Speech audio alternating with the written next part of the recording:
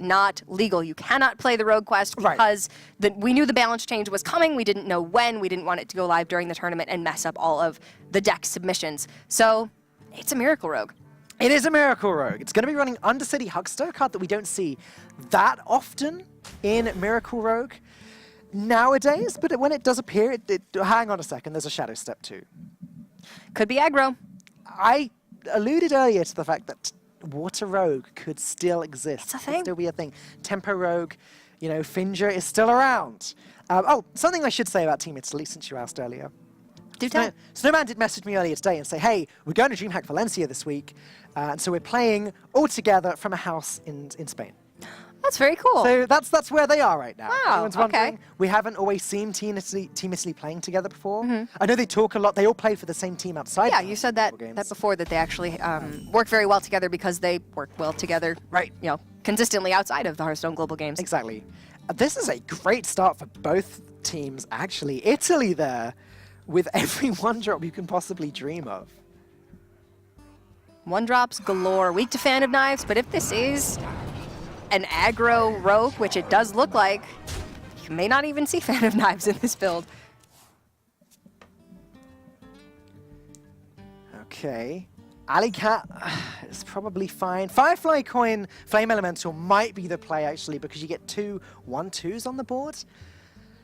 Problem is with that you're wasting the coin, whereas you can just play Alley Cat without using the coin, and you can contest this board perfectly. I wonder.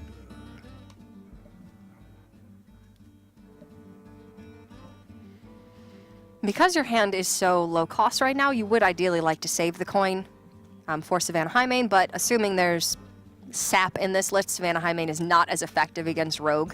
In a lot of cases, it's just a strict tempo loss. Right. It's funny, one of the things that I think has changed dramatically as Hearthstone's gotten older, something that people don't realize is very hard about these aggressive decks, is that even on turn 1, you can have a really hard set of decisions to make. Which is the correct play? Do you play 2 Fireflies? No, of course not, because you probably just lose them both to these minions. Maybe you play Alley Cat, Coin Firefly, maybe you just play Alley Cat, maybe you play both of the fiery minions. Okay. It's a lot of questions to answer, and ultimately Italy came up with this Genzo the Shark. Okay, we've got to read on this. So, maybe you have. I'm clueless. This is aggro. They're looking to dump the hand quickly and Genzo for cards. Stock it. Right, okay, I'm with you now. He's modern day Jeeves, folks. 4 mana, 5/4. When you attack with this minion, draw until you have 3 cards in hand. I'm not sure if it's attack face or attack minion or attack in general. I don't know. We'll have to see. I'm Genzo ignorant. Genzo ignorant. Job done. I mean, with this hand that Mexico's got right now, it doesn't look like Genzo's going to do anything.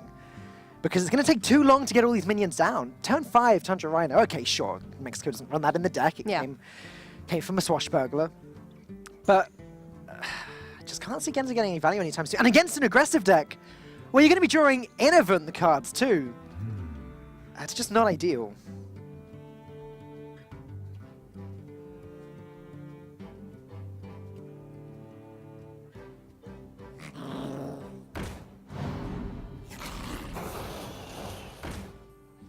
Innovant just going to keep putting pressure on the board as much as possible. It's really all that the mid-range Hunter build can do.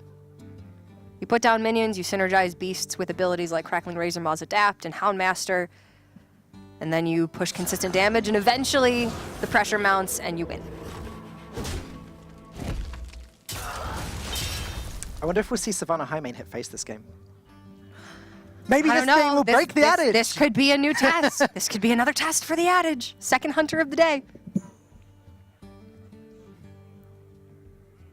So, Innovant wants to push as much damage as quickly as possible. That much is clear by the fact that his opening hand was full of 1-drops. Eaglehorn Bow may be tempting, but then putting the Fiery Bat on the board and just smacking the hero power, that's not bad either.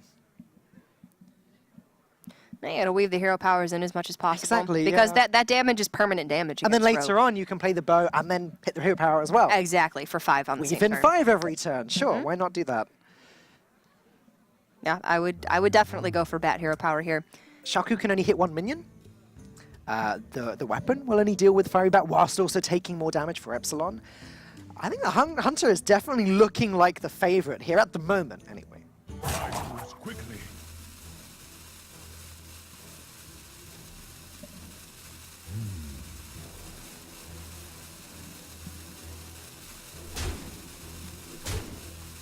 I don't know. I wouldn't call it just yet. I'm not. I think the Hunter's going to have a I've couple. learned my lesson from calling games. We were right. I'm just saying that the Hunter is. Hunter's going to have a couple of empty turns. We were right. We were just a little bit early. Whenever this attacks. There we go. Explained what Genzo. Yes, both players draw until they have 3 cards. So it is like Jeeves-esque. Well, pick up a secret and there you have some value. Yeah. Well, yeah, it's possible too. Shaku can get a trap. Or the Huckster could get a trap. Then again, just the fact that the Cloaked Huntress is a 3-mana 3/4, that's fine, probably. It's kind of expensive, It's though. good enough, I would think. You can Shadow Step Shaku, play it back down in SI. Okay. Oh, that's really interesting. It depends on how much value you think you really need to get off of Shaku. Alternatively, Epsilon could dagger up, hit the Fiery Bat, and just play Huckster. Yeah, that too. Means she takes 2 damage. I actually really like that. So if the Bat Death Rattle doesn't go onto the Shaku, then Shaku might live. And by playing the Huckster first, you lower the chance of it hitting. 33%.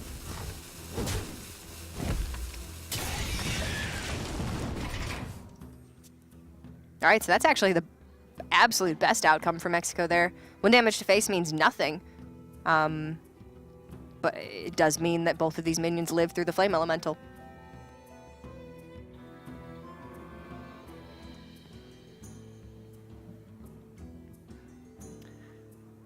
Is Genzo a pirate? Genzo is not a pirate. Okay. I love the card though. Like, the animation in the background, I see the It's card very swing cool. around, yeah. What is not cool is Innoven's turn now. We've hit turn 4, and if he doesn't want to play Galactic Crawler, then he can't hero power. Like, he has to play the bow or the Galactic Crawler hero power. Unleash the Hound just doesn't seem... I think it's the bow. I think it's the bow. I think you bow down Shaku, hit face for 1. Well, that's true. Innoven does have to get rid of that card. Although, does it matter what Hunter cards Epsilon gets? Like, none of them are going to heal her. Yeah, that's true. Do any of them have taunt? Call of the Wild would give Misha. Animal Companion could give Misha. Houndmaster if Epsilon already had gotten a beast from Swashbuckler. Stranglethorn Tiger, this is aggressive. I'm betting we would see the 4-mana 4/4 give +2/+2 to a stealth minion. I cannot remember the name of the card for the life of me, but it is a rogue class minion that we're seeing a little bit of in I played the like a card. stealth aggro rogue build. I played the Bet card it's in 3 this. days ago, and Did? I've completely forgotten what it's called. It's not Master of Disguise. It's No, it's not Master of Disguise. that gives stealth. I can't remember that. Oh, that's frustrating. Okay, let's just forget you ever asked. Nope, can't do that. Can't do that. All right, while you try and work it out, Shaku gonna hit the 1/2 as planned originally. Knuckles. Okay, so the good thing about Shaku getting all of this value is that... Shadow Sensei. Okay. Well And done. people were playing it with Silent Knight. Yes, that's right. And Jungle Panthers. Yes. And Shaku and Finges. Yep. A lot of synergies with that card. This is why I kept going back to WOTOG, and I was, like I said, I was trying it out a few days ago. Anyway, the good thing about Shaku picking up more and more cards is that it means that Epsilon just never needed to play Genzo. Genzo is a problem in this matchup, just make it not a problem. And now... Dinomancy Rogue. well, we've got several You've beasts got in this hand. 2 and beasts in hand. Tundra Rhino with Knuckles and Stranglethorn Tiger in hand. There's a lot of charge damage that Mexico could be dealing, unless Italy decided to swing this bow into the Tundra Rhino now, which... I mean, I wouldn't fault them for not. That's the thing, they want to go face. Rogue is down to 17 health. Knuckles, as a reminder, a card that's not seen very often at all. Every time this attacks a minion, it then bounces and hits the face. Piercing damage, essentially. Yeah, sort of. Sort of. Like, it hits the hero every time. I guess it's not piercing damage because it doesn't deal the difference. Yeah. But, yeah. Best of both worlds. Still not good enough for constructed play. I still think the bow plus hero power is just the... Deal 5 to face. I mean, the bigger the board gets, Unleash the Hounds just threatens lethal. The problem with The problem with Knuckles, and a lot of the cards that came out for Hunter in Ungoro, not Ungoro, Gadget Sam, is that a lot of the cards relied on hand buffs to be good. Like, Knuckles is great as a 4-8 or as a 5-9 or something. But if you don't get the hand buff, it's not as good. And the hand buffs themselves just weren't good enough in most cases. Grimy Goons just, they struggled. Oh, we got the Cloaked Huntress and Freezing Trap Dream, although... I mean, that shuts down High Mane if that's what comes out next turn, but... Well, not really, because they unleash the hounds. Yeah. I think Epsilon is going to want to send this tiger charging to the face instead. Shadow Step the tiger and charge. I'd like to see a tiger in the middle to play around. Oh, well, it doesn't matter because it's not stealthed anymore. Oh, that's so weird. Charge tiger. Yeah. I mean, like I was saying, if the Tundra Rhino survives, next turn Epsilon could bounce the tiger with Shadow Step, replay it, deal another 5 damage, then eviscerate. Ooh, that's a scary That would be thought. 18. Would be 18. Oh. And then Epsilon could just dagger up and deal the 19. Does she have the mana? Yeah. Shadow Step. Tiger is 3, eviscerates 2, that's 5. Ooh. She'll have 7. That would just Okay. be lethal. So this Tundra Rhino needs to die. So Is there? Okay, so killing 3, Shaku. 6, 9. The max damage Italy has is 9 this turn with 2 Unleash the Hounds and the weapon to face. So what if you just put 1 hound into Shaku, but the rest of it into the face? I mean, they don't know that Mexico's They looking don't. exactly lethal. That's the problem. So they might just decide to push everything face, or they might decide to get rid of the Tundra Rhino and play it extra safe.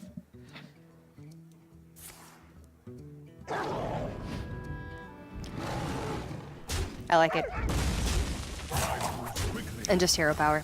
Innovan got there. So now, believe that this isn't lethal. 5, 6, 7. Bounce the tiger, hit with it. That's 12. 16, Se- 17. 17 with eviscerate, then dagger is 18. Okay. So is there any way that you prevent lethal? Kill both? Is there any way of dealing more damage without the Shadow Step? I don't think there is. No. Kill both dogs. Freezing Trap. But you need to not put 3 minions on board, otherwise Unleash the Hounds. No, because Freezing Trap would freeze a Hound. Knuckles with charge and then eviscerate is actually almost as much damage for almost as much mana. Just another way that Epsilon actually yeah. has a lot of burst ready to go. But I think Freezing Trap has to come down. You can SI7. Dynamancy. Oh, God, this Oh, is weird. no, because then they won't have the mana to actually Yeah, pay the hero yeah. power. I thought for a second that Dynamancy just buffed the beast. No, automatically it's activated it, but no. It's okay. formatted to actually get the Oh, I got shot. really excited for a second there. But it didn't. Okay, so Freezing Trap. Epsilon needs to keep her board at 3 minions. And then Freezing Trap will freeze a beast. And she needs to kill both of these beasts. Oh my goodness. Or SI one of them. Oh, come on.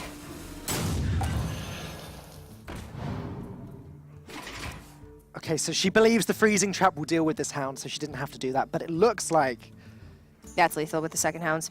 yeah, I He mean, needed to kill both. I would have liked to see SI come out there and kill this hound, but I think that was just a little bit too long for deliberation there, unfortunately, for Mexico, because if the SI had come out, it's possible the Crackling Razor Maul would have given lethal anyway. it probably It's very likely, actually. Wind Fury +1/+1 or attack, any of them would have done the trick. But yeah, Italy take game number 1 after what was a very interesting game. One of the, not as long as the other games we've seen today, but definitely one of the more interesting ones. You didn't even have to hit face with Savannah High Mane for Hunter to win this time. But that was just a really unique rogue build. Something we certainly haven't seen today, something we haven't seen since the very end of the Mean Streets of Gadgetzan era.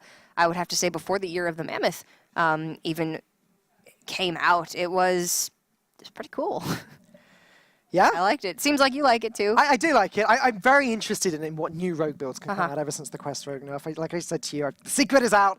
You know, I've got a few weird messages from people because I've been playing at the start of the season. I've been playing some Water Rogue, tried to reconstruct it, put Firefly in, tried some new things with it as well. And I've had people add me and say, hey, what did I just are you lose playing? to? I don't understand. And also, what did I just beat? Because I wasn't winning all of my games. Let's take a look at the next Nobody game. does. It's going to be Yawgmoth on the Druid versus Yinus on the Warlock. All right, what's going on? Mexico, they've done some crazy things. All the way back to, I believe, their first match when Epsilon played a hunter that had Ysera in it and Curator. They've they've been a little bit out there with their deck selection, with their deck creation. Yeah, Sarah Hunter's the main one I can think of. But as well, it's right? worked for them. Yeah. So if anything can top that rogue deck, it's probably Warlock. And the only two archetypes that can come to mind are Handlock and Zoo. Yeah, Blood Bloom Warlock is kind of somewhere on the Handlock spectrum. Fun fact about Yawgmoth. I found out this today. Snowman messaged me just specifically to let me know this. Apparently, he broke one of his teeth recently Oh, no. on a very hard biscuit. Oh, no. So he's playing today with one less tooth than usual. Yeah, and bad thoughts about biscuits. It's kind of tragic. Kind of put me off biscuits a little bit. And by biscuits, do you mean cookie? Yeah, Okay. I guess. Okay. We've got a little bit of a translation barrier here. I think we mean cookie. Yeah, okay. I think you mean cookie. Okay. Good. Sorry, Yawgmoth broke his Cleared tooth that one up. on a cookie. Hard cookie. Sorry. Anyways, I'm very American. I thought in here. I thought you were part Greek and part German. I am. But U.S. born and raised, so cookies. Right. Sorry. Well, let's take a look at the next game. Mexico on the Warlock. This is looking like a Zoo deck to me, Cora. Oh yeah. What? Let's go. Okay. Zoo versus aggro druid. Yeah, I don't fancy the chances of the Zoo here. Nah. Not that I want to dismiss the deck straight away. Flame Imp seems counterintuitive against this deck. The druid's just a better zoo deck. Zoo doesn't have any way of buffing all of the minions. I guess it's got the 5/4 demon that can buff all demons. But it's no Mark of the Lotus, is it? I'm curious whether or not it's going to be like a discard lock, like disco lock with Lakari Fellhound and Cruel Dinomancer, maybe even. I don't know. I don't know what to expect from Mexico. Enos looks like he's having a great time. Right. Oh, strong start from Yawgmoth as well. He's got, as long as Yinis doesn't have any crabs, which actually Yawgmoth may be expecting. Yeah. Because a lot of the more controlly warlocks do run the crabs. They run a The lot crab of package. anti-tech stuff specifically. But Italy able to just drop this Hunger Crab here. And next turn, Bloodstone Corsair plus Mark of the Lotus or Mark of Yogg-saron, depending on what Mexico does. Okay, so what I would expect from this matchup is Mexico's playing traditional Zoo Warlock minions, going to try to get value from tempoing out the board state. Abusive Sergeant as well. They're playing back in 2016, man. What I year don't are know. we in? I don't know. 2016? I don't know, 2015? I don't even... If we see Shattered Sun Cleric, I'm calling up Raynad and I'm gone. I'm leaving. I'm done. I don't know how to cast that.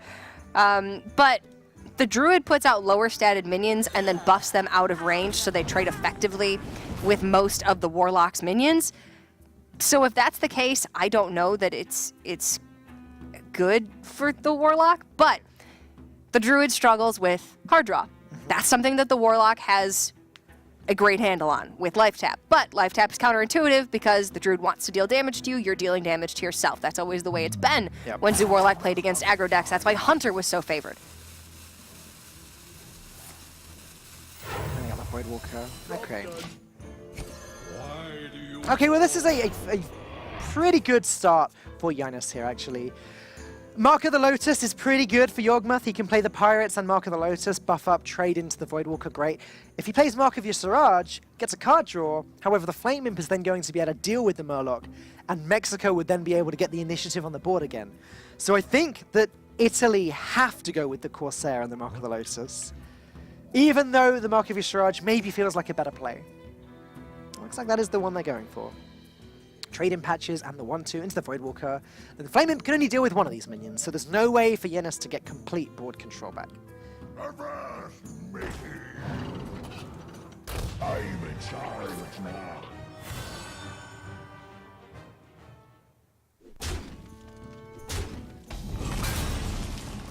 Second Knife Juggler there from Yinis. Not too useful, unfortunately. If the Shadow Beast were to stick, then sure. The Possessed Villager, before the Shadow Beast comes out. But I don't think it would, and actually Knife Juggler is just going to come out as a 2/2. This is really disappointing. Meanwhile, Italy running Shell Shifter. A little bit of an experimental active druid here. It's not bad. It usually means that there's not going to be Finja package in this deck. Snowman was saying to me that they spent a lot of time preparing for this game. They've also spent a lot of time preparing for DreamHack Valencia. So just all in all, just spent a lot of time preparing and playing Hearthstone together, these guys recently. Enjoying actually being in one room, playing together. And Yenis continues to pick up cards that just aren't gonna do much. 50-50 for this knife to hit patches, that's a miss. Oh, 50-50? 1 and 3. That wasn't a 50-50. So now Patches goes into the juggler. Italy has the card advantage. Living Mana comes down on 5, and Mexico has nothing.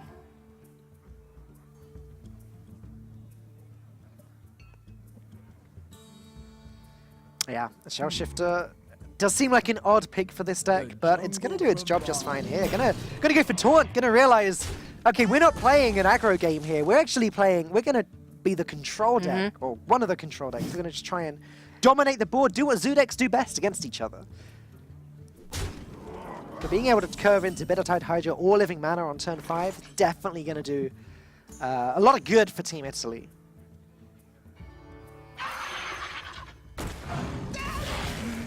Full mana 7/7 incoming? Not quite. Not quite. The meme. Well, it is a full mana 7/7. It is. Just a lot of the time. If you get double Death Rattle, it does Death Rattle into 4 plans, correct? Yeah, I think so. Well, then that's just right.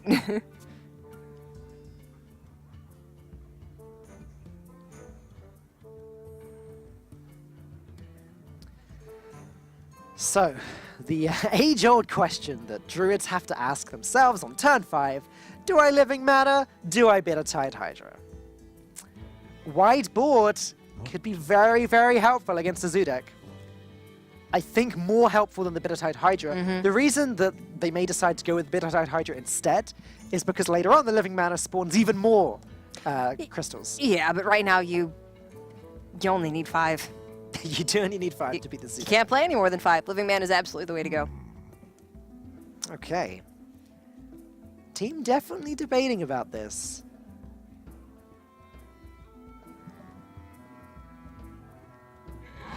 Gonna go with Bittertide Hydra and just start pushing face damage here, sure. I like this actually, getting rid of the 1/1 so that the 4/4 can't trade into the taunt. Makes a lot of sense.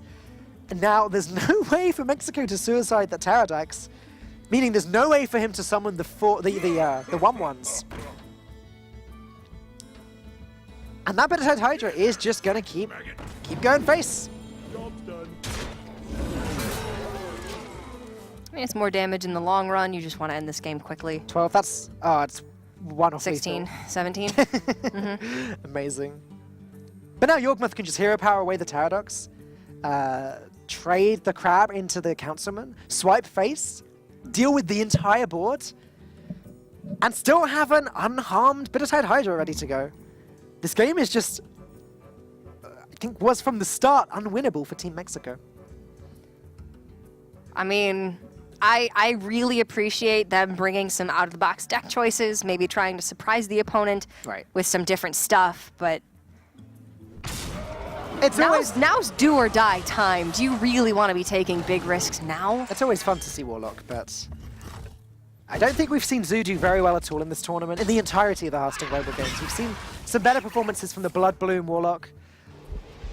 We saw a Dirty Rat Zoo take out a Quest Rogue at some point. But other than that, Zoo has just shown that it's not what it used to be.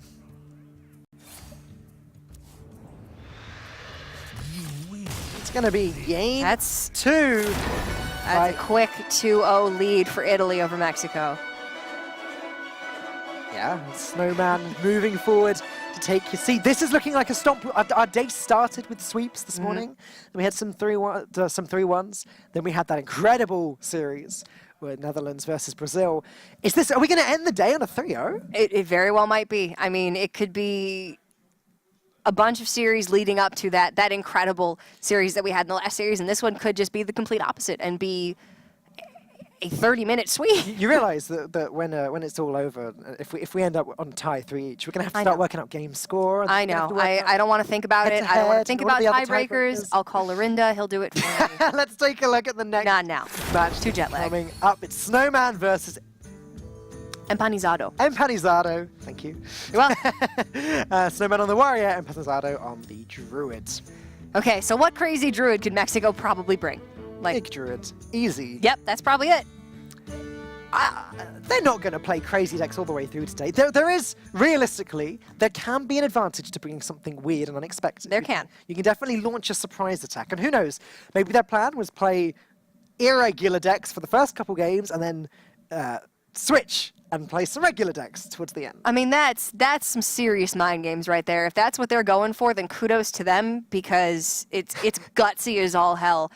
I still don't know that it's ever enough to warrant bringing the worst class in the format right now. I just don't know. I don't know. I'm rooting hard for Mexico, and I want Mexico to succeed because I've seen them pull off great feats throughout this entire tournament when they were the underdogs and people were consistently rooting against them. And now they brought Warlock. And I'm just like, Mexico, why? Hearthstone Global I wish Games we could ask is them. definitely a format that's all about mind games. And hey, maybe we'll get a chance to ask them if they do perform. It's true. They an could reverse incredible this. sweep. We just saw something significantly crazier in our last series. And It wasn't a reverse sweep, though. no, it it was very wasn't a unlikely. reverse sweep. It was just tons of tiny percentage points leading up to me missing lethal in the final game and looking dumb. But That was both of us. it happens. That was both of us. That happens. Yeah. Oh, man. This one's much more straightforward. So far, Much more straightforward. so far it has been, but the first few games were straightforward for that series too. They It was were. the last two that really messed with us. They were. It was 4 and 5. The Zoth Shaman versus Crest Warrior. And again, if you did not see Ukraine versus Netherlands, or Netherlands versus yeah, that's the one. Brazil, excuse me, watch it. One of the best series I think I've ever seen in my life. Definitely game of the day. So far, there are still a few games upcoming. We're just waiting for the next player on Team Mexico. I forget who Empanizado. it was. Empanizado. You think I'd remember that? You're just waiting for Empanizado to come up. I just butchered that. I have actually spoken to him recently, though, because I was so impressed with his Miracle Rogue play a few weeks ago. He had a game against Quest Rogue where Yeah. it really looked like the Quest Rogue was going to take it. Came back and won with the Miracle Rogue. Seriously, we've had some great performances from both of these teams. I know I'm biased. Italy are my pick, but I have loved, especially over the last few weeks when I've had the chance to Yeah. cast them myself, I have loved watching Team Mexico really flourish in the last few weeks of the tournament. They've grown so much throughout this tournament from the many matches that I've seen them play in, at least. So I'm proud to see that they've gotten this far, and even if they don't win this series, I hope that they'll continue to grow as Hearthstone players and as a group, because it seems like they do work genuinely well together. Italy, however, is just going face and praying with this lineup so far. We've had aggressive hunter, aggressive druid, and now pirate warrior. You know, as they say, face is the place, and this is looking like a pretty good opening hand to start hitting the face with if you're Team Snowman here. Meanwhile, Empanizado.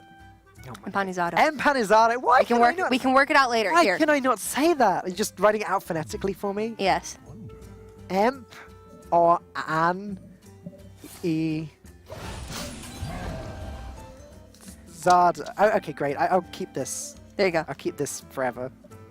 Or as long as they remain in the tournament, which may only be another 10 minutes. But But anyway. you know what? That's fine. That's fine. You're going to get it right for 10 minutes. Yeah. At least I hope that's right. If that's wrong, then well, I probably can't live past this. I'll probably still get it wrong. I just can't. I'm just incapable of saying the words. Italy going face. called Mexico. Empanizado. Nailed it. Gonna have to just do what he can to defend himself. He looks like he's just gonna have to hero power away one of these 1/1s. It's not worth the wrath, really. And then Jade Blossom on 3. Want a Feral Rage a little bit later, but first he needs to get some of these big taunt cards. Jade Behemoth is one of the big cards that he's going to be looking for. Earthen Scales, if we get to a point in the game where he's actually playing big minions.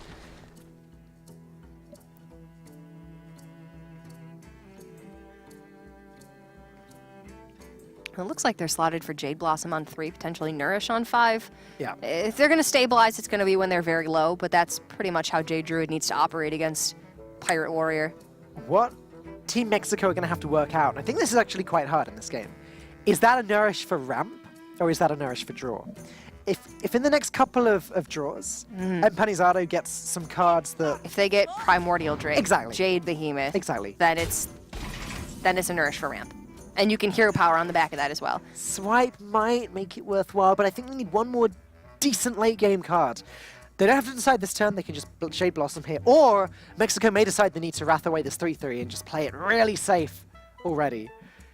Which is a better play for immediately, for right now, but it's not going to set them up as well for the future.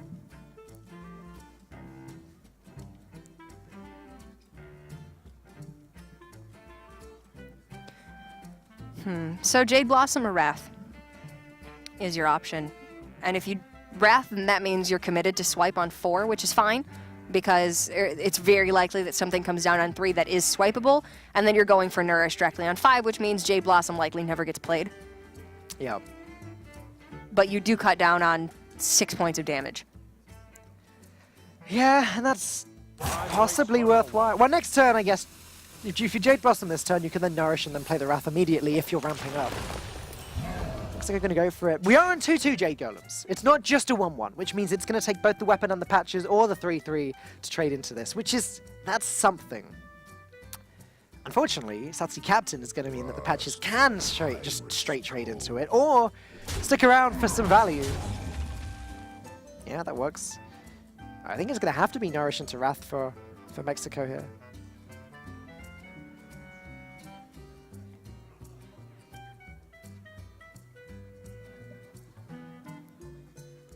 What's Team Italy waiting for? They've got nothing to coin out, just working out whether they want to hit the weapon in. Maybe they're considering saving the weapon and trying to buff it with Captain Greenskin. That's what this pause is about. Yeah, okay. Okay, now we Nourish for ramp. Do we? Because we're still Jade Behemoth on 6. Anyway, if we Nourish for ramp, then we can Wrath down Satsi Captain and Jade Behemoth. That's following. That's my argument. Nourished. Well, no, we can Wrath down the 3-3 right now. Yes, and they Jade Behemoth on the following turn. Oh yeah. And then even Hero Power down patches then if it's still around, so. Or we can just Wrath Hero Power this turn. Nah, it's got to be Nourished for crystals. It's way more valuable. Hey, decision made. Wrath gonna do its thing.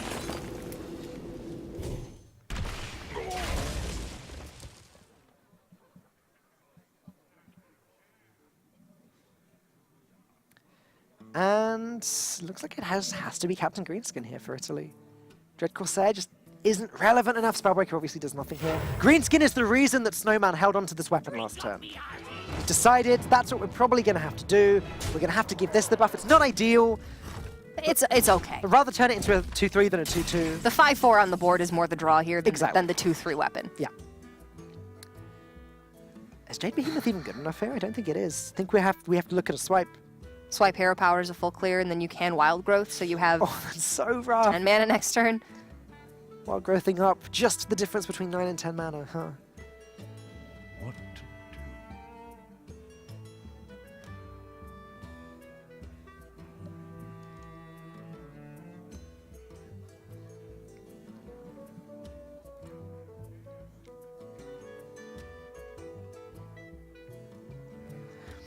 Jade Behemoth on its own. We're on 3-3 Jade Golems. It does put up a 3-6 with Taunt. It would take everything except Captain Greenskin currently on the board to trade into it. Captain Greenskin would be pushing the face for 5. Leroy would be pushing the face for another 6, but there's a Spellbreaker, which does change things slightly, but it doesn't increase the damage because it would mean that Italy don't have the mana to play Leroy. Yeah, I'm gonna go with the swipe, the Hero Power. I don't think they play the Wild Growth. I think they're gonna just assume that they can stick around for long enough to play Jade Behemoth and Feral Rage next turn, and Wild Growth for a card draw a little bit later. Maybe they run yogg-saron. We've seen a lot of yogg-saron It's today in possible. Jade We've Druid. seen it in Jade Druid for sure. Twice already.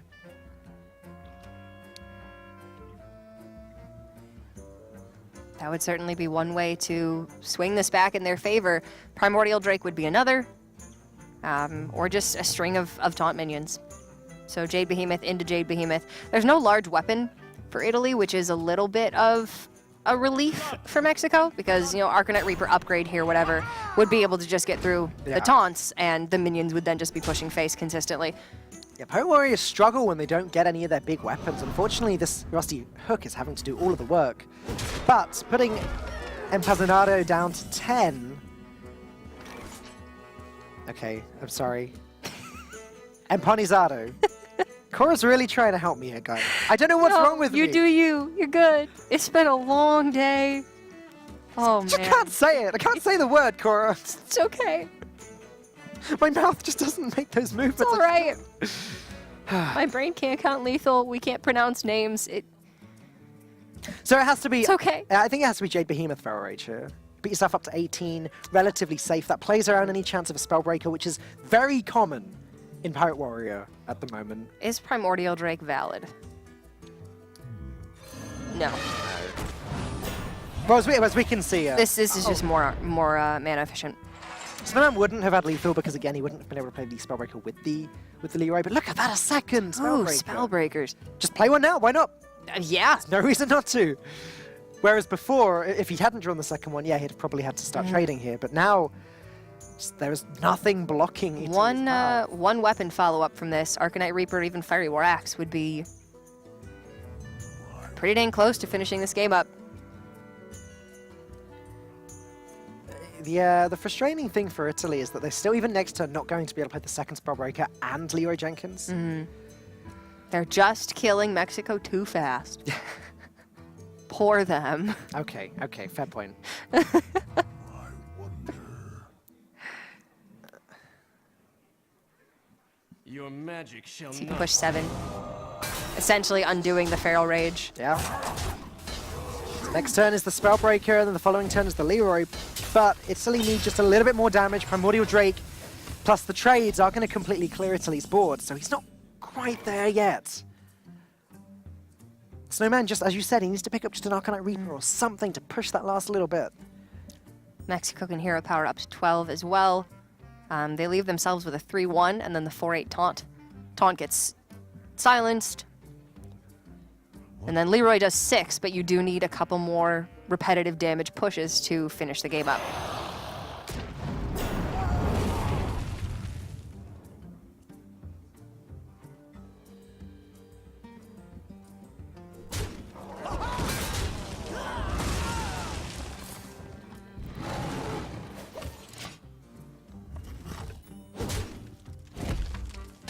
All right, Spellbreaker plus... There's the Arcanite Reaper! Can't play it this turn, though. No, so we've still got, what, 3 more turns before it's lethal here? Spellbreaker Yeah. this turn, Arcanite Reaper next turn, then Leroy the turn after that. Plus the Arcanite Reaper second swing. And that's if there is no more health gain, and there's still an additional Feral Rage and 2 Earthen Scales in the deck, and no other taunt. There's another Jade Behemoth and another Primordial Drake. So that's What now? 5 outs right Out there. of 20, so 1 in 4. Yeah, so 1 in 4 to draw something that keeps this game going longer, may even just close this game up. All right, so still strong chance for Team Mexico here to begin their reverse sweep, begin their comeback. Arcanite Reaper now, is that any different in any way to playing Spellbreaker first? Oh, he's going to kill it I think you can keep Spellbreaker around for for the next taunt. the next taunt, but that's assuming there is a next taunt. Yeah, I'm not so sure about that. I don't know that I'd throw 10 into this. Because if you have to throw 10 into it now, then is the risk of there being a second taunt? Then you just throw 10 into that taunt then. It's Yeah. still... Like, Spellbreaker silences this, the Behemoth trades into the Spellbreaker, and then, yeah, you just hope they don't have another taunt. Swipe, that's not going to do it Uh-uh. for Mexico. Wild Growth does give an additional draw, however. That's true. That was the 1 in... That was the 1 in 4. Now a 1 in 19. I'm not gonna shorten it anymore. Now a 1 in 9. My entire voice in my head that's also a calculator. Are you there? Do you have the numbers? Well, 18 divided by... who knows?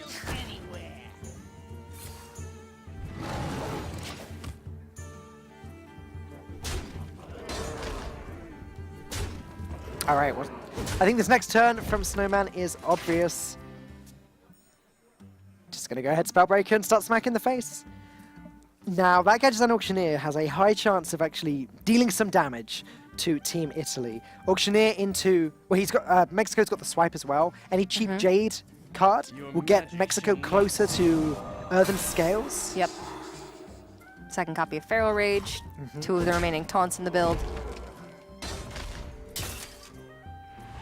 Leroy plus Arcanite Reaper is 11 damage, so if Mexico can gain even 4 health, they've done it! Primordial Drake is good enough to buy them another turn. But do Mexico play it? I'm pretty sure they have to. trade the 3/1 in and then play the Drake. Oh yeah, 100%. And then hero power, you're up to 9. I wonder if Even double mortal strike from hand doesn't kill you then? yeah. Yeah. I just wonder if there would be any discussion about playing swipe and starting to dig through the deck, but I'm certain that that's wrong. Primordial Drake just seems super safe. You've already put a tick there next to the druid, calling it nice and early. There's no way the warrior But- gets through the druid. You're not wrong. I mean, I don't disagree. okay, with you. heroic strike. There is a series of draws where Hang on, they wait, can wait. make this happen. Stay with me here. Iron Beak Owl. You lost me. Oh, okay. Never Sorry. mind. Iron Beak Owl would just be lethal. If It they're would. running 2 Spellbreakers, I just... And an there might Iron be Beak some, Owl. probably, but no, that seems... It's Silence Pirate Warrior. That's pretty unlikely.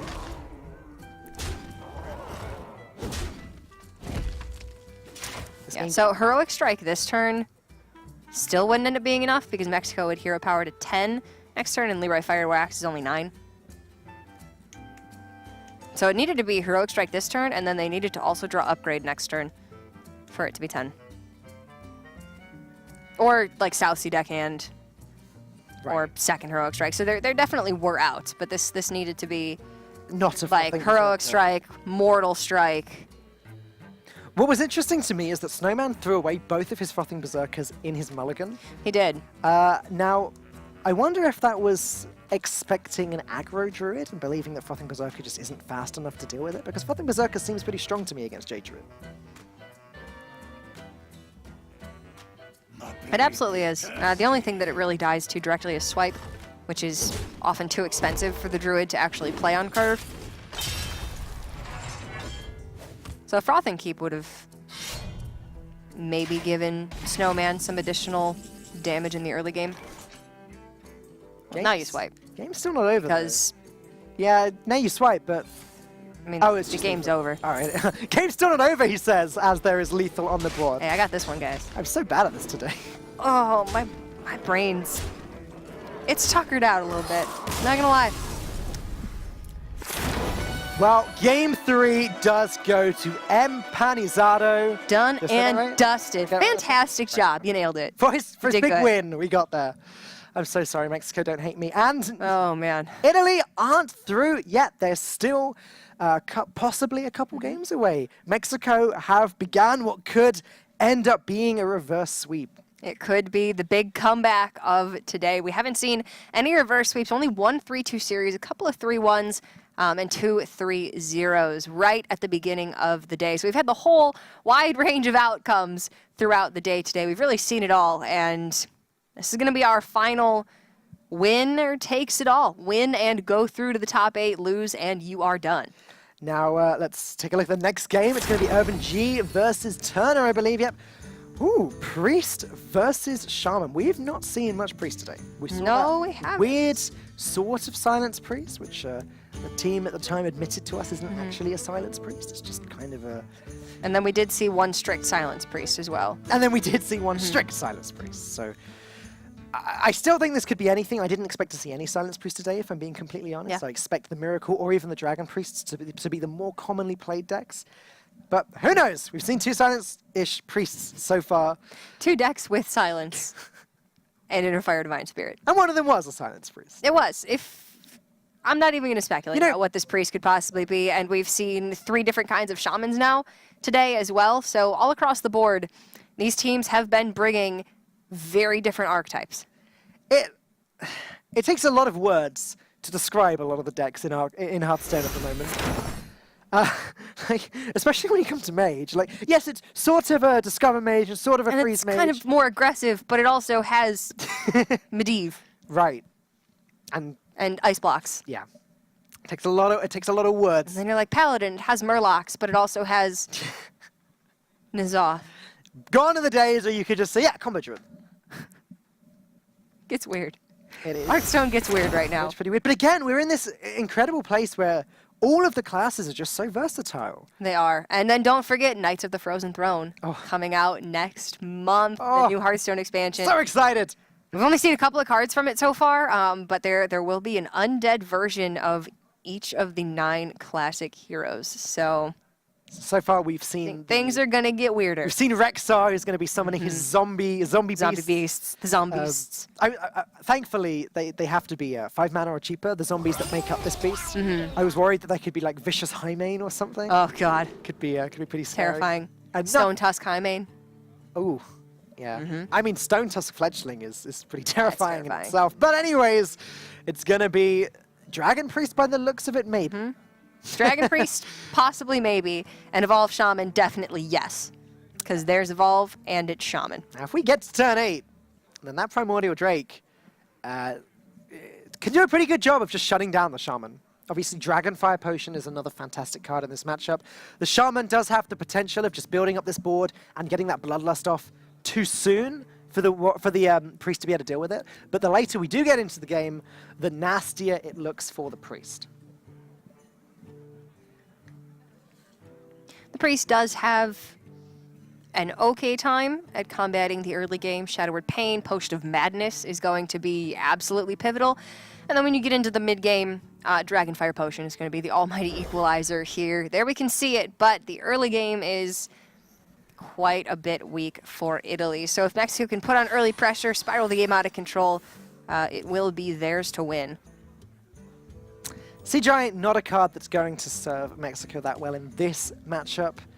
A card that's seen quite a bit in Shaman recently, but it's mostly there to target other Shaman and other more aggressive decks. So not going to do all too much against the Priest that can just Shadow Word Death it away, especially as there aren't that many targets for Shadow Word Death in this matchup. Pretty bad start for Irvin G as well.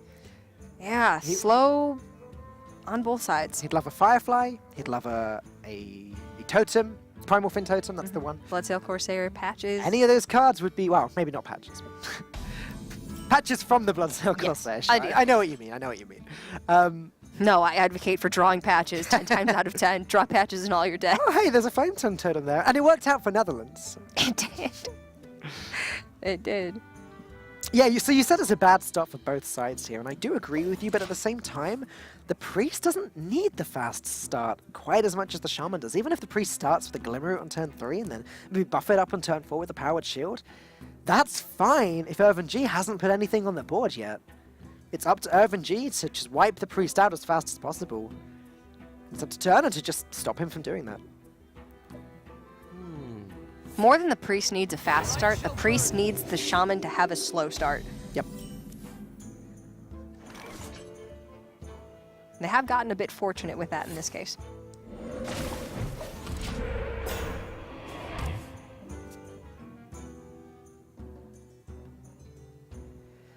Yeah, so Mexico just a hero powering here. Now, if I was on Team Italy, I wouldn't be expecting Bloodlust, Evolve, Token, whatever you want to call it, Shaman here. I think this was much slower at this point. Yeah, from what we've seen earlier, turn 2, hero power.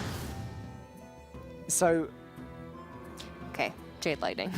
yeah, but that's in all of the decks, though. Yeah, okay, so if this was a slightly different lineup of cards, maybe this could have fooled Italy. I mean, if Hex was up here, or Lightning Storm, like maybe you would start to think that. Maybe if Hex or Devolve are the options, like maybe you'd pick the Hex. I don't know. Devolve's in all. I mean, it's definitely Jade Lightning. Yeah, this one's not going to trick Italy. And actually, it also gives Italy the information that there's no Tidal Surge and that there's no Earth Elemental, which is also valuable information for Turner, who has no idea what this deck is at the moment. Flame Tongue Totem, Coin, Jade Claws could be okay-ish, but not really. Summons a 1-1, clears the 3-3, puts Flame Tongue Totem on the board. I guess Stonehill Defender's fine. It still leaves Italy with no real idea of what Mexico are playing, and it sets up for later on.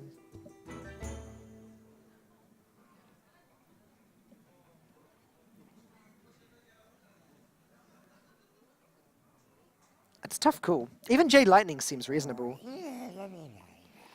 Depends if you want to kind of hit the board now with the Flame Tongue Totem, or if you want to just wait and play it nice and patient. You don't really have anything that you're saving your coin for right now. Yeah, it's more the Flame Tongue Totem I'm worried about. Is it worth saving that? If you coin Jade Lightning, then you do have 2 targets on board for the Flame Tongue on turn 4 that you can play alongside Jade Claws. I think that's pretty smooth. All right, gonna go with that play. Yeah, it seems fine.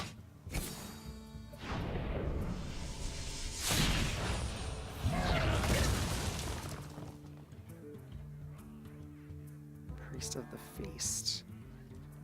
Pretty valuable later on once the Priest has started to take damage, but unfortunately Priest of the Feast doesn't prevent the mad bloodlust lethals, which is what this Shaman deck is all about.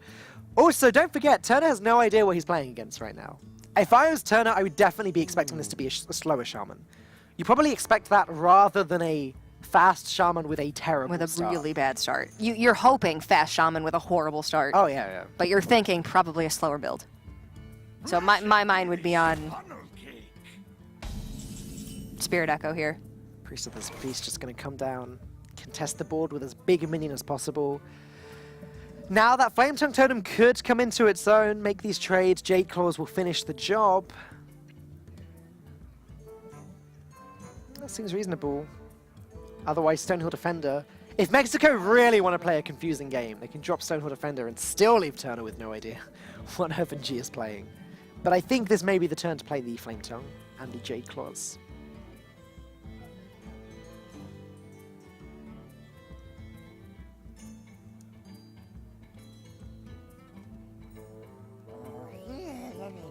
It's the only way to actually immediately get rid of them. Yeah, I mean, before you push any damage, Priest of the Feast needs to die. Yeah.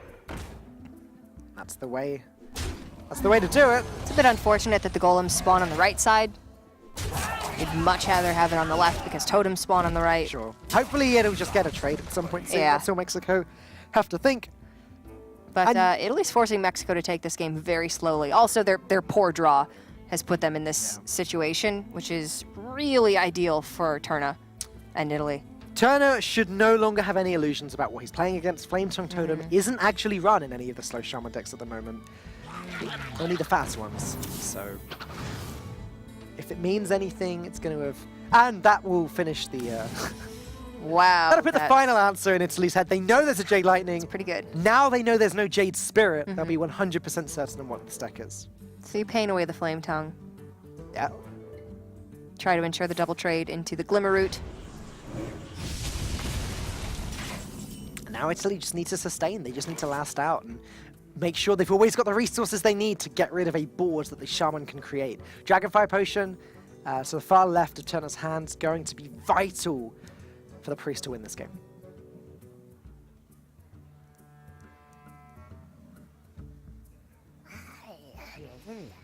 Another kind of unfulfilling turn here for Mexico. Thing from below plays on curve, but you're going to have to trade into this Glimmer Root.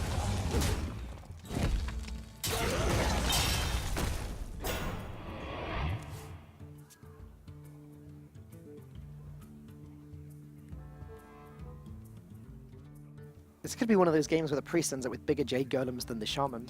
Oh, that'd be a little bit weird. It's quite possible.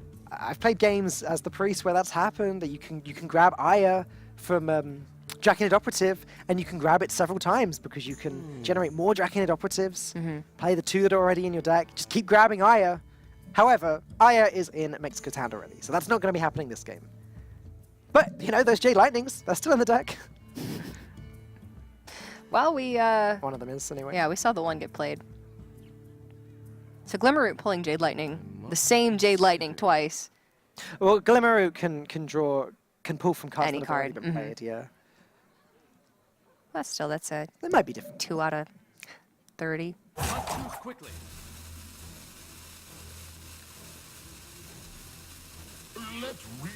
Okay, Tempo Bookworm, sure. It's kind of unfortunate against this specific deck. Not only are you losing some of your dragon synergy in hand, but Ooh, you're also not doing Doppelgangster anything. Evolve. Weird Thing from Below on the board. Thing from Below which can trade into the Bookworm and survive. That looks like too good a turn to pass up on. Dragonfire Potion could do some work here in response, but I mean, it's this or Aya. You don't necessarily need to Doppelgangster Evolve this turn. Ah, that's true. It seems juicy because you've already got the 6-drop on the board, which will then become the 7-drop and heal itself. But on average, these minions are probably only going to have 5 health, so maybe the threat of Dragonfire Potion is just too much at the moment. 7 drops aren't that much better than 6 drops. They're not, are they? No. They're not quite their difference in mana's worth in stats. We're going for it, though. Well, nothing now. 7, 6, 5, 5. All right. Cho'Gall's about as good as you Well, can expect from a 7-drop. The Harbinger's interesting. Dragonfire Potion is super strong here because it allows the Bookworm to then trade into the Cho'Gall, leaving just the Harbinger on the board. That's actually kind of funny. The Harbinger at the end of your turn puts a 10-drop from your deck into your hand, and the Sea Giants are 10-drops, but they've been discounted. So I don't think it'll pull. Maybe it's at the start of your turn. So maybe it still will. Yeah, I don't know how it works myself, I actually. think it is actually at the start of your turn, put a 10-drop from your deck into your hand. And it was intended to be used with the old gods. Yeah, for sure. So I wonder if it will work with Sea Giant. It would. And you're right, it is the start of your turn. Yeah. I don't even know if there is a Curious. Sea Giant. Oh, that's possible that there isn't. So we're not going to, unless it does pull a Sea Giant, we're not going to know either way, unfortunately. No. Nope, no Sea Giant. All right. So it's either counted the discount or there just isn't a second Sea Giant. Either way, it didn't work. It's our girl's best friend.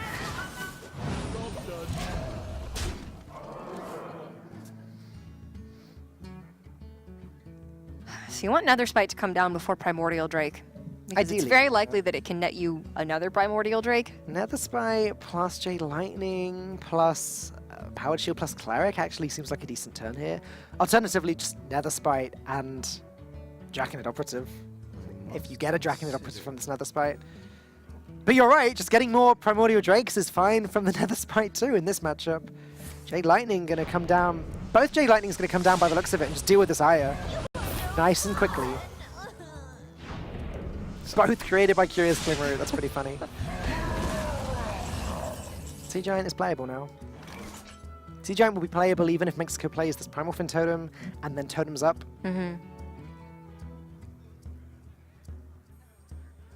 Or they could just play Stonehill Defender. Maybe get a Gold Shire Footman, play that as well, and then play Ooh, Sea Giant. Crazy. I think Sea Giant's definitely slotted for this turn regardless. Yeah.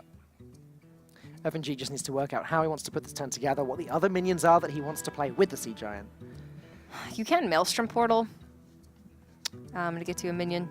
So maybe you hero power first also and see kills if a you get minion, spell though. damage. Yeah, the minions that That would be -1 then. Yeah. Or -2 if it hits spell damage. Well, Maelstrom gives you Oh, that would be one -1, minion, so right. -1 total. Alright, didn't see what the other options were, but Sunwalker It's a perfectly fine pick. is good against Priest too. For some reason. Can't tell you why.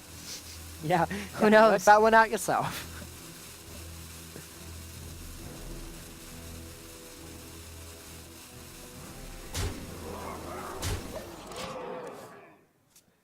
There is a Shadow of Death there, ready to just take out the Sea Giant immediately. Which I think has to be how Italy start this turn.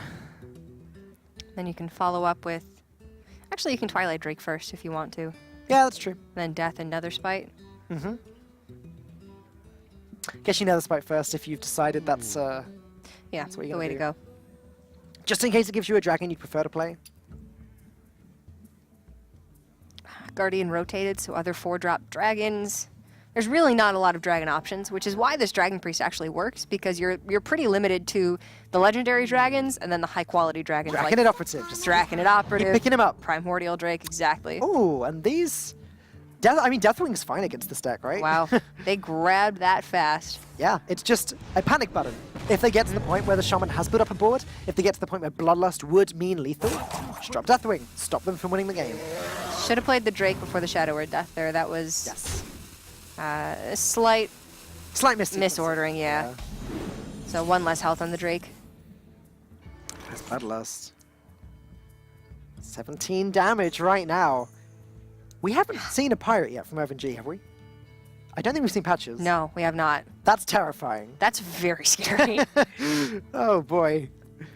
A Jade Lightning from FNG would be lethal here? Jade Claws. I mean, this Jade may Claws? just be the best Bloodlust you're going to get, so you might just have to go with it this turn. Could even play Maelstrom Portal could get you patches, Or Saltage Boar. and that would be lethal. Okay. Treat Trickster. Yeah, these cards don't These do are some pretty good results. Okay. This is risky. You're just kind of assuming your board gets bigger and not smaller. Uh-huh. Primordial Drake could see to that. The healing You've seen a totem. good amount of clear so far. The healing totem would at least heal up the Stonehill Defender out of range. Primordial Drake would take out the Harbinger, would take out the healing totem itself. And the Divine Pop the Shield. Divine Shield, exactly. But would Bloodlust still be lethal? So Italy can heal up to 13. Yeah. And then there would be 5 power on board, spread across 3 minions. We've seen one devolve, but what if there was a second? Like, devolve Bloodlust is something that Mexico actually have to think about. Sorry, that Italy actually has to think Yeah. about. So is Deathwing just... It may have to be played Correct. this turn, but that feels so bad and is so weak against the Sunwalker. Deathwing just bouncing off of that Divine Shield. Gonna go with the Primordial Drake, the slightly riskier option. As you said, I imagine Turner's gonna heal up his face. He could consider playing the Powered Shield on the Primordial Drake, though that's even weaker to a second devolve.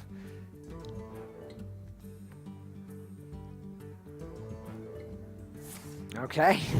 Italy just pretending there is only one devolve. And there may only be one. I think most decks are definitely running 2. Alright, so there's Corsair, which nets you patches. And then the Bloodlust, 18 damage So you need- total, you it's need- not quite enough. 10 to go in, yeah. There's 21 health that the priest has right now. There's not an even way that you can put all this damage in. You'll be overkilling it by at least 1. Yes. So, and even if there was a perfect way, it's still slightly off. So, okay, Turner, pretty safe at the moment. If there was a devolve, then Turner would just be dead unless the Drake did turn into a bog creeper or something. Yeah. Now Mexico have to work out how they're going to get rid of this irritating dragon. You may just have to Bloodlust and hope that you can find the other one. I think that's perfectly reasonable. As that sound you love so much. Oh, that's great. Oh, that's- Oh, no, you won't be overkilling it. Duh. Still 3 off though. Evan G may decide he has to trade some of this in.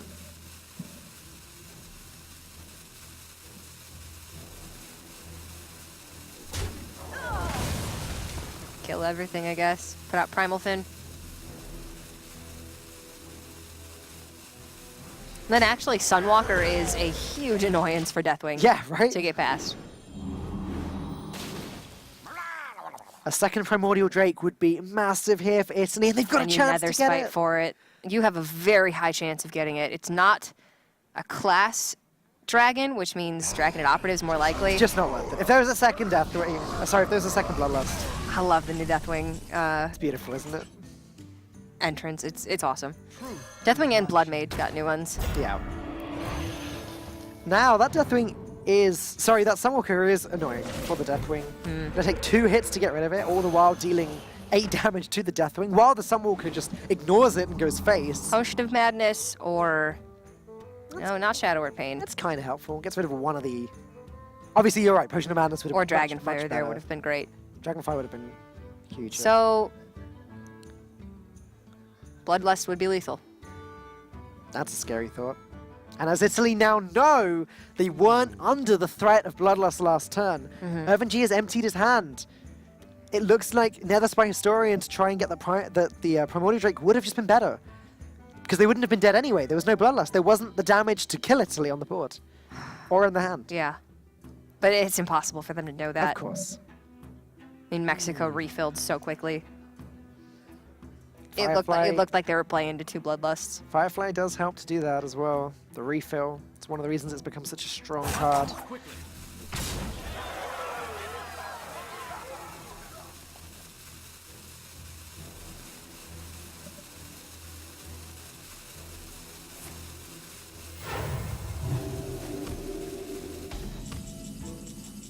Oh! There it is. We are going to go to the ace Oh my match god! in this game. This is crazy! Urban G continuing this streak for Mexico. Are we about to see a reverse sweep? Oh, it's very possible. It didn't seem possible, considering the first couple of decks that Mexico brought and how those first 2 games went so incredibly in favor of Italy. But the last 2 have been very close and very Mexico favored. And it really looks like we were getting to the point in that game where Italy was starting to overcome It seemed like the they threat. were over the line. Like they Dragonfire had gotten Potion it. had been played. Primordial Drake came down. Deathwing cleared the board one more time, but Mexico, Irvin G managed to manage their resources exactly how they needed to got the bloodlust at the right time, and that's the game. Let's take a look at the ace match coming up. It's Turner on the shaman versus Empanizado on the warrior. Okay, got that. Nailed it. All right. Beautiful. I just can't say the word for some reason. It's okay. I'm going to sign a petition to All get right. a name change. I guarantee if Empanizado wins this, he won't care that you Okay. can't say his name. So shaman versus warrior. But what if he loses this? Well, then he'll have other things to care about than you not being able to say his name. All right. I'm still sorry. We've seen a bunch of shamans. We've seen 2 kinds of warrior. Yeah. Taunt and Quest. Yep. Taunt and Quest are the same one. Taunt and Pirate. We've seen them in about equal shares, actually. I expected to see more Pirate. It's been kind of down the middle. But I guess Quest, people are more keen to bring it because of the fact that Quest Rogue is gone. Quest Rogue was strong against Taunt Warrior, so... I think the Taunt Warrior's actually been doing a little bit better. Pirate Warrior has struggled. In this series for Italy, it lost to the Jade Druid. And Jade Druid's more prevalent now. It does handle Pirate Warrior all right. It's something we found in the Hearthstone Global Games over the last maybe 3 or so weeks specifically. Pirate Warrior just hasn't been able to get over that last little hurdle. It just really struggles at the end there. It shows it's a very well-designed deck. It's down to the skill of the person piloting it and the skill of the person that plays against him. If the opponent, the Pirate Warrior, is able to just hang in there for that last little bit until they can get that Spike Ridge Steed down, get that Feral Rage, get these Taunt, whatever it is, then the Pirate Warrior just doesn't always make it. They get very close, and I think that's what we saw. Italy had 2 copies of Spellbreaker in their list because they want to try to eliminate that situation where Still didn't a Behemoth or a Primordial Drake comes down and they're just, that one attack off of lethal. But we did actually see that very situation happen. 2 Spellbreakers weren't enough. If they'd had 3, or an Ironbeak Owl, or some other form of silence, they would have won the game. But they needed that just one additional piece. It just wasn't enough.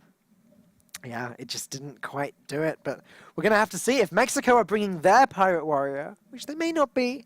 We'll have to see if they'll be able to get over the final hurdle against the Shaman. Now, Shaman, we've seen Token Shaman way back this morning lose against Pirate Warrior. But again, the later we get into that game, the wider the Shaman gets, the more totems the Shaman is able to bring out.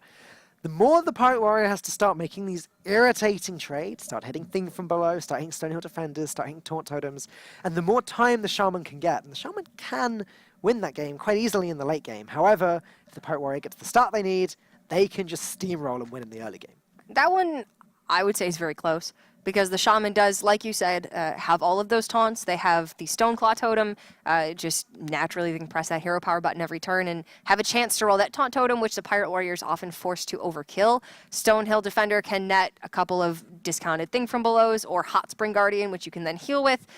It has the resources to be able to challenge, not to mention Maelstrom Portal in the early game, Jade Claws, Jade Lightning, the works. Right. So I think the Shaman's actually pretty well positioned there against the Warrior. The Warrior needs a bang-up start to be able to really get to the point in the game where the Shaman's taunts don't impact the game at all.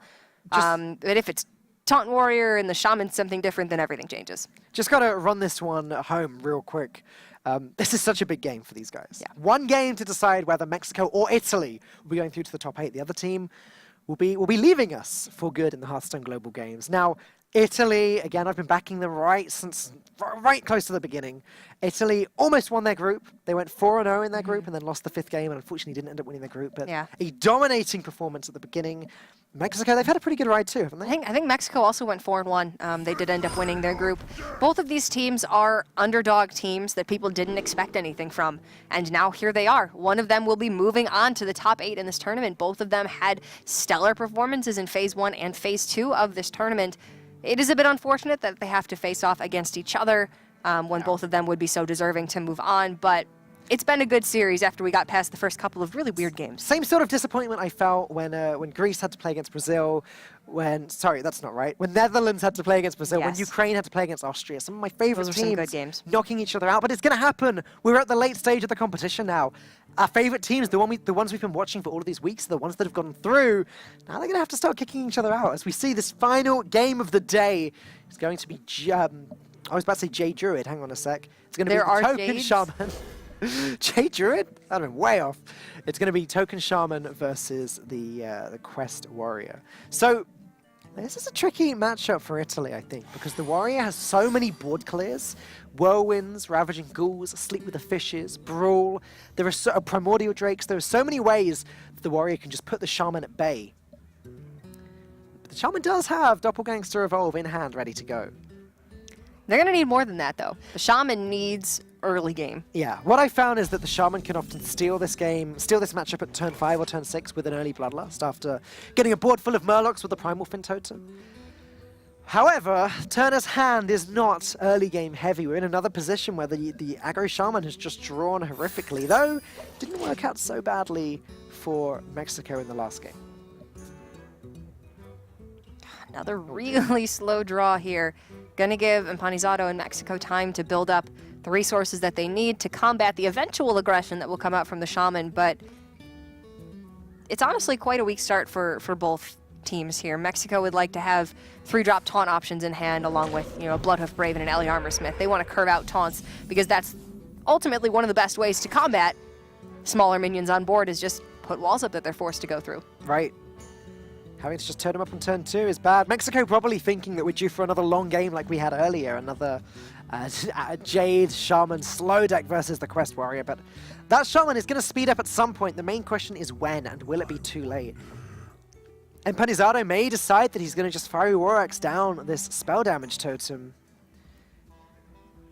Spell damage totems are sometimes worth it, but I think in this position where it's not doing much, Mexico are probably just going to ignore it. I'm fine with Fire War Axe, but yeah, I'm not hitting this. Yeah. No way. That War Axe is going to be saved for Mana Tide Totem, Flame Tongue Totem, Primal Fin Totem. Yep, of course. Though, none of those cards present yet in Italy's hand. Italy's just going to totem up again. Team Mexico probably convinced at this point that this is a slow shaman. Even though they were the ones tricking Italy earlier, it's now going to be the other way around. Sleep with the Fish is a big draw for Mexico here. They just need something to set it off. Yeah, all of these cards are going to be, invaluable later. Mm-hmm. Right now, they're just not doing much. Yeah.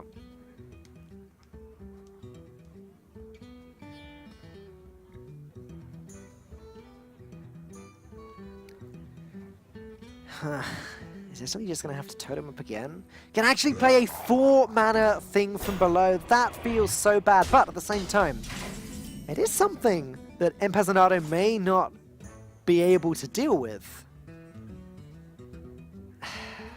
Fiery War Axe into Execute? That feels a bit wasteful. War Axe, Sleep with the Fishes, also wasteful against this deck. Sleep with the Fishes is, I would say, more valuable than Execute. I agree, yeah. Against this Shaman deck, 100%. Because Whirlwind Fishes will usually kill off everything, except in this case, Thing from Below. And then you have Brawl for Doppelgangster Evolve. Maybe Mexico just keep it alive. Let's not get hasty. All right. I think this is fine. And then we're looking at... You don't want to play Jones on 5 because you know there's Jade Claws in these builds. Something's got to give. Eventually, you need to develop some pressure. That goes for both of these teams. Flame Tongue Totem would be such a great draw if there was a way of putting down a taunt. If there was a Stonehill Defender in Oh, it'd be hand, fantastic. this would be a great sequence. But without any way of protecting the Flame Tongue Totem, I don't think that Italy want to throw it down. At the same time, they can't really afford to drop Doppelgangster, because if that did just get dealt with, that would be a huge waste. Hero Power Maelstrom Portal is a way of going wide and maybe trying to bait out some sort of brawl. Actually, okay, so Italy can Hero Power first if they get the Flame Tongue Totem, which they didn't. Sorry, if they get the Taunt Totem, which they didn't, then they may have considered playing Flame Tongue. But as they only got the Healing Totem, they lost the 50-50 there. The rest of this turn is tricky. Turner going to go for it anyway. He acknowledges that he has to start dealing this damage. But that was an unfortunate roll on the totem there.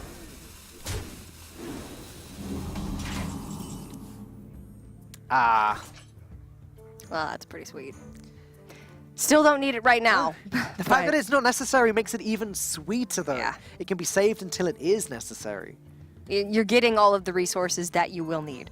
And eventually this hand is going to be, nigh unbeatable by what Italy can put on board.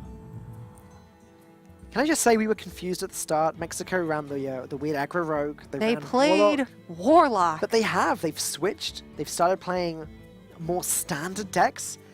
And actually, Oh, I think they look favored here. This might be the end for Team Italy. they look like they've got answers to just about everything. They've got the Ravaging Ghoul Sleep with the Fishes. They've got a Brawl. They've got a Primordial Drake for later. Huh. I think the play this turn is just whack the Flame Tongue Totem and armor up. Just no reason to play anything else. They are just 3 totems that are doing nothing.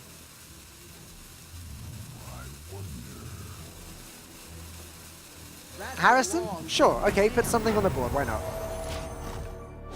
Not that the 2 cards off of, or 1 card in most cases from Jade Claws would change anything, so No. the 5/4 body is just going to be more impactful right here. And then this means that Mexico can go coin into Curator on 6 if they want. They don't necessarily need Drake on 8 because they have Ravaging Ghoul plus Sleep with the Fishes, and they'll pick up an additional Drake plus a Direhorn Hatchling, which they can play on 7 if they really want to.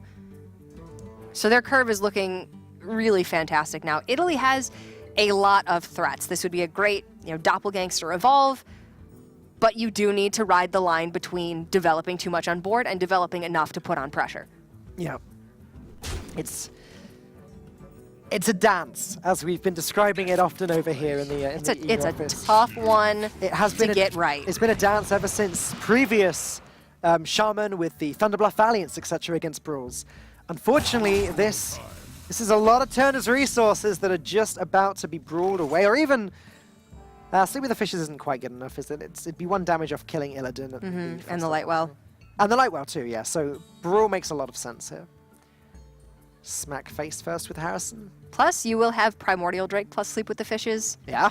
Including a second copy of that when you play Curator and get the second Drake, and that's even better than Ghoul Fishes. Illidan Storm Rage, another classic legendary we're seeing today. We had Lorewalker Cho earlier, we had Gruul earlier, and now we've got good old Illidan. It's a shame that Turner hasn't been able to play any minions since playing it, and likely won't get to at all, because the Auctioneer would have been drawing cards, the Illidan would have been summoning guys. If Illidan or Gadgets and Auctioneer survive this brawl, though, it could be pretty big for Turner. Ah, the Auctioneer was the last minion to die. Unfortunately, just Bluegill Warrior survives this. That's so unfortunate for Team Italy. That's actually really bad for them. Yeah. They needed something big to stick, and they needed to push damage Illidan out. or Auctioneer would have both been huge. Oh, it would have been fantastic. Auctioneer may have just even been better because of the way that the 2 Flames of Azeroth line up with all of the whirlwind effects from Mexico. Right, yeah. Even just the fact that Illidan would have been 7 damage to the face that It turn would have been great. is relevant. That would have put Mexico down to what, 15 health? No, it was 16 health. And then 5 Mexico more would have had to respond in some way, shape, or form this turn to that Illidan instead of developing their own minions if they want. Yep. So you could just Curator and ignore Ravaging Ghoul plus Fishes. Ravaging Ghoul Coin Direhorn Hatchling seems bad. fine, actually. You're just Yeah, you're this is good protecting too. from the Aya. And then the Golem that comes out's only a 2/2. Italy has Claws and Lightning in hand, which can make a 3/3 and a 4/4 if they so choose.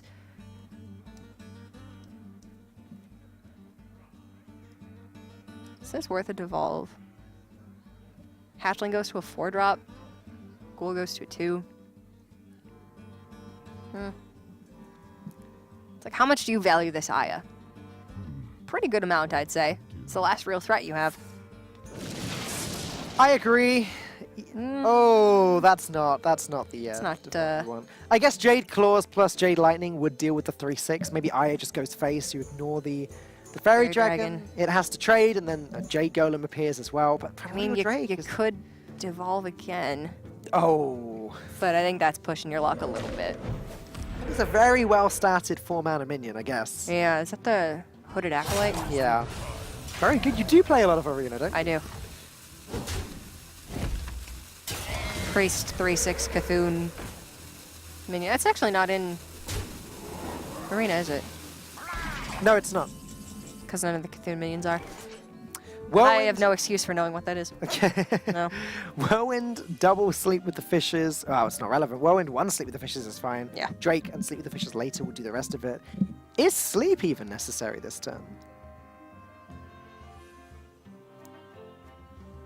Actually, a little bit complicated because of the way these cards will interact with each other. How does Whirlwind Curator just look? Yeah, I don't hate it. Leaves the... Well, you imagine the minion then trades into the Primal Fin totem. Yeah. Ah, this is better. Oh, this is way better.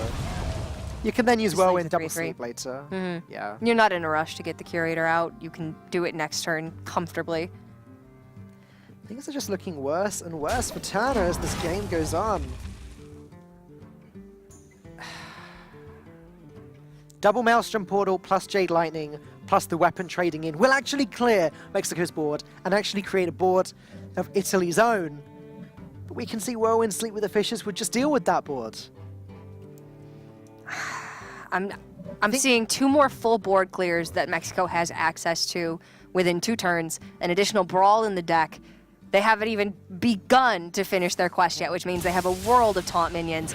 I'm just not seeing an out for this for Italy Turner. having to go for it, going all in, doing what he can. It would have to be a draw into Doppelgangster Evolve over the next 2 turns.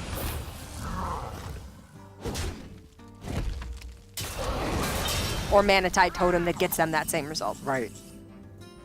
But this is Just one Whirlwind Fishes. You can rat before, you can rat after. It doesn't really matter. Yeah, and if you rat, then you're making sure that there are no minions left. Imagine if that devolve was one last Doppelgangster. Rat pulled that out, prevented it from doing its thing. So if you rat before, you ensure that they have no minions in hand. Yeah, you put 4 damage on it, but that's fine. It just doesn't matter. You're not playing any sort of aggressive game as the warrior. Because you you don't know care that what there's nothing in hand. You don't care what you have on the board. You just care that Italy doesn't have anything. Yeah. Because you don't need to kill them to win. You just need to make sure they can't kill you. Yeah, And then you win. exactly. If you have any taunts at all at this point as the warrior, you're feeling absolutely fine. Mana Tide Totem going to have to come down here. Italy are desperate to pick up Doppelgangster and evolve. That is actually the best totem roll they could get. There's Doppelgangster. Okay. If they pick up Evolve, and Panizato will get Primordial Drake off of the Curator this turn, meaning that That's a 5 Drake damage Fishes there, yeah. will happen, but there are 6 drops that have More than 5? more than as 5 we've health. Boulder Fistoger, Dread Infernal, Cabal, the Warlock one. seen. Courier. No. No? Oh, no, not that one. Trafficker. Trafficker. I always get those Yes, mixed up for Cabal some reason, those Trafficker. two. But it's Patches. Courier obviously has 2 health and is a 3 mana minion. It's totally the wrong card. Oh, Patches is not what Italy needed. So close. Like when Turner saw the Doppelgangster, I bet he was so excited. Might actually get there. Okay, Stonehill can net Earth Elemental, White Eyes, Thing from Below. Also, if Evolve is the next draw, then That'd Stonehill be Doppelgangster Evolve fantastic. is a pretty decent turn. Still no second Brawl yet for Mexico. Things are not completely... It's not Out of the over picture. yet, but it's still heavily Mexico favored. Simply because of Primordial Drake Sleep with the Fishes. Yeah. Let's see. Kind of one last chance. I feel like any draw after this one just won't matter for Italy. Is this going to be the Evolve? Too much board presence. It's a Flame Tongue Totem. Let's see what we can get from Stonehill Defender then. Okay, there's the Earth Elemental. That overloads you for 3, means you can still play Doppelgangster Evolve next turn if you Yeah. get the Evolve. The Overload's kind of painful, but it's necessary here. The other 2 just aren't even options. It clears this whole board too. Everything has to trade into this. If there was nothing in Mexico's hand that could trade into it anyway.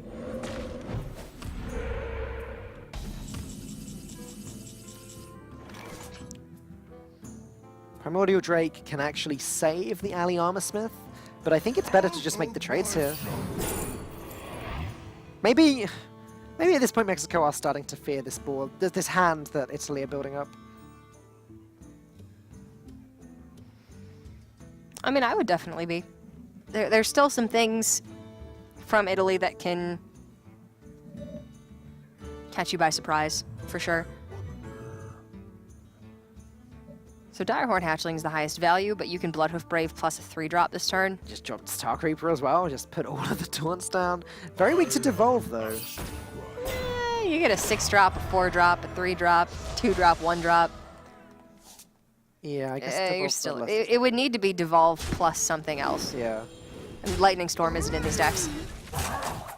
And we've seen both Maelstrom portals. They were both used on the same turn earlier. So Furious and the Crane are just going to go ahead and deal with the other knight. So time is ticking for Italy.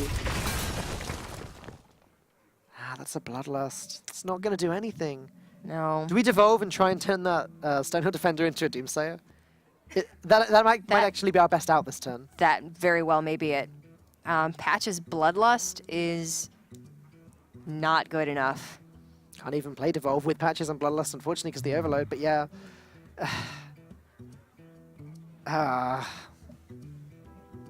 So Devolve Doomsayer off the Stonehill, it's like a 1 in several hundred chance. It's very low, but it happens. Italy, for the second week in a row, it just looks like they're not able to get past Team Mexico.